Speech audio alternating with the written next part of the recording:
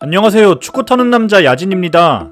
역대 171번째 동해안 더비가 펼쳐졌습니다. 울산과 포항 두 팀 모두 시즌 초반 좋은 성적으로 순항하고 있지만 현재 스쿼드 상황은 완전히 상반됐는데요. 코로나 악재와 국대 차출이 겹치면서 울산은 주전 선수들이 대거 이탈한 상태였죠. 반면 포항은 전력 누수 없이 최정예 라인업으로 맞섰습니다.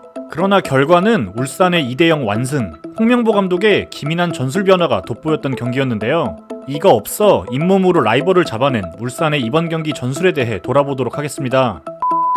주전 선수들의 공백으로 인해 울산은 라인업에 대폭 변화가 생겼습니다. 이 중 최기훈과 오인표는 K리그 데뷔전이기도 했는데요. 그리고 그림과 달리 실제 경기에선 다른 전형으로 나서게 되죠. 울산과 달리 전력에 공백이 없는 포항은 가동할 수 있는 베스트 라인업이 나왔습니다. 이승모는 이번에도 제로톱으로 출전했고 겨울 이적 시장에서 새롭게 보강한 모세스와 완델손까지 명단에 포함시켰습니다. 우선 경기 전 그림과는 다른 울산의 실제 전형을 살펴봐야 하는데요. 홍명보 감독은 3백 카드를 들고 나왔습니다. 그마저도 정상적인 3백이라고는 볼 수 없었는데요. 좌우 스토퍼 자리에 풀백이 본업인 이명재와 서령우를 배치했죠. 윤일록 역시 윙백이라는 낯선 포지션으로 출발했습니다. 하지만 이 같은 대형 변화는 오히려 포항에게 혼란을 안길 수 있었는데요. 먼저 포항이 포백을 상대할 때 준비하는 일반적인 수비 형태를 보겠습니다. 일단 활동량이 좋은 두 전방 공격수가 상대 센터백과 중앙 미드필더 사이의 패스 루트를 견제합니다. 그리고 두 윙어는 오버랩하는 상대 풀백을 따라 깊게 내려와 수비를 도와주죠. 이후 측면으로 상대를 몰아간 뒤 수적인 우위를 바탕으로 강하게 압박하며 공을 탈취해내는데요. 하지만 평소와 다른 울산의 3백 대형을 상대로 포항은 경기 초반 혼선을 겪습니다. 일단 전방 두 선수의 역할이 애매해졌습니다. 울산은 후방에 넉넉한 숫자가 생겼기 때문인데요. 게다가 포항의 좌우 윙어들은 수비 라인을 압박해야 할지 아니면 물러서서 윙백을 쫓아야 할지 혼란이 옵니다. 만약 이렇게 윙어가 올라와 압박을 하면 울산의 윙백에게 여유가 생기죠.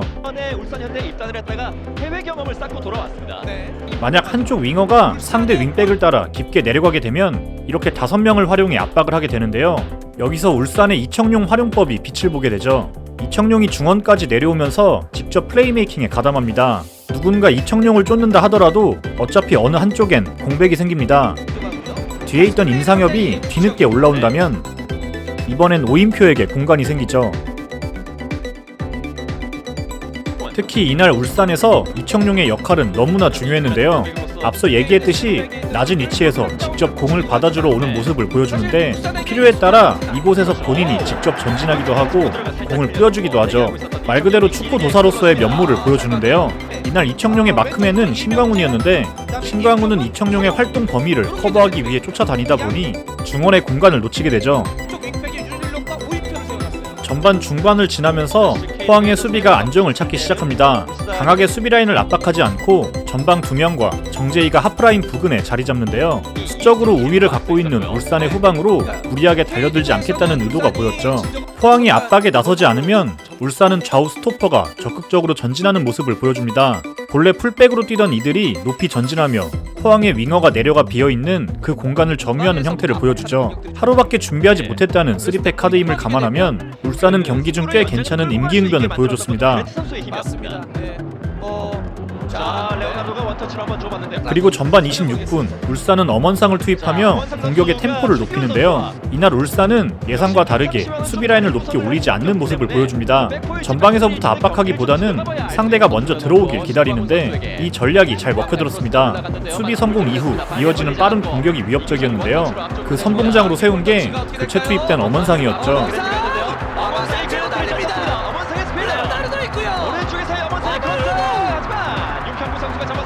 울산은 엄원상의 빠른 발을 앞세워 잇따라 카운터 어택을 시도하는데요. 포항 수비가 자리 잡기도 전에 슈팅까지 이어지는 울산의 공격은 매우 위협적이었습니다.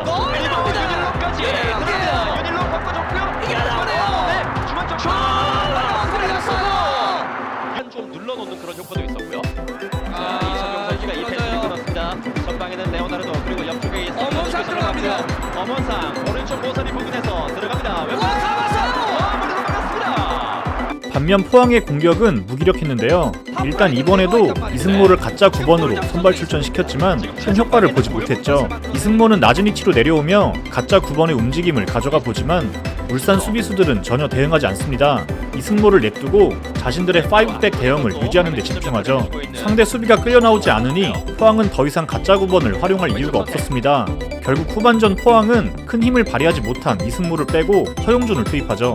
게다가 주전들의 이탈로 인한 어쩔 수 없는 선택이긴 했지만 울산의 5백 수비는 결과적으로 포항의 하프 스페이스 공격을 막는데 아주 큰 효과를 봤습니다. 측면에서 숫자를 확보한 뒤 안쪽으로 썰어 들어가는 포항의 공격은 울산 수비가 어려움 없이 막아냈죠. 포항은 이날 측면 뒷공간을 노리고 곧바로 때려넣는 공격을 자주 시도했는데요. 울산은 좌우 스토퍼들이 잘 커버해주면서 하프 스페이스를 쉽게 내주지 않았습니다. 포인트에서도 굉장히 높은 위치에 올라 있는 그레트 선수입니다. 강하게 붙습니다. 자, 전방적으로 정재희 쪽을 향한 침투 패스 그러났습니다. 정재희가 오른쪽에서 움직여 보는데요. 정재희 쪽으로 롱볼이 들어갔습니다. 정재희가 들어갑니다. 이명재 수비. 홍명보 감독의 첫 번째 전술 변화는 후반 60분대에 이뤄집니다. 포백으로의 전환을 지시하는데요. 서령우와 임종은이 센터백에 서고 풀백과 좌우 윙어들을 넓게 배치하죠. 이러한 변화는 즉각적으로 큰 변수를 만들어내는데요. 곧바로 장단점이 드러나게 됩니다. 공격 숫자를 늘린 울산은 측면으로 공을 보냅니다. 이후 풀백과 윙어의 연계를 통해 공격을 풀어가고자 하는데요. 하지만 이를 뺏기면 위험한 상황을 맞게 되죠. 3백을 쓸 때와 달리 수비 숫자가 적어진 울산은 이 위치에서 소유권을 내줄 경우 위험한 장면으로 이어집니다.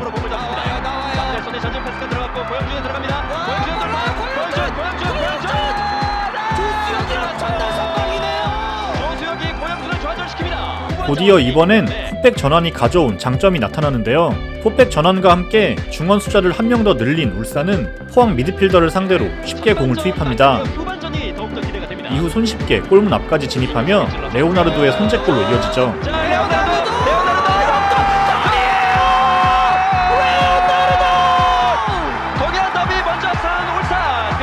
홍명보 감독은 득점이 터지자마자 또 한 차례 변화를 줍니다. 아마노와 김성준을 투입하면서 이번엔 4-4-2의 대형으로 두 줄 수비를 세우는데요. 확실하게 리드를 지키겠다는 것이었죠. 촘촘하고 좁게 내려선 수비는 포항의 패스 길목을 막아섰고 이 같은 대형 변화는 무난히 울산의 골문을 지켜냅니다. 오히려 울산은 세트피스로 쐐기골까지 성공시키죠. 울산은 주전들이 대거 이탈한 가운데서도 홍명보 감독의 과감한 전술 선택과 변화가 적중하며 라이벌전 승리를 챙겼는데요. 전력에 균열이 생겼음에도 불구하고 5연승으로 리드 선두를 지킨 울산. 올해는 분명 뭔가 달라도 다른 심상치 않은 분위기가 느껴집니다. 시청해주셔서 감사합니다.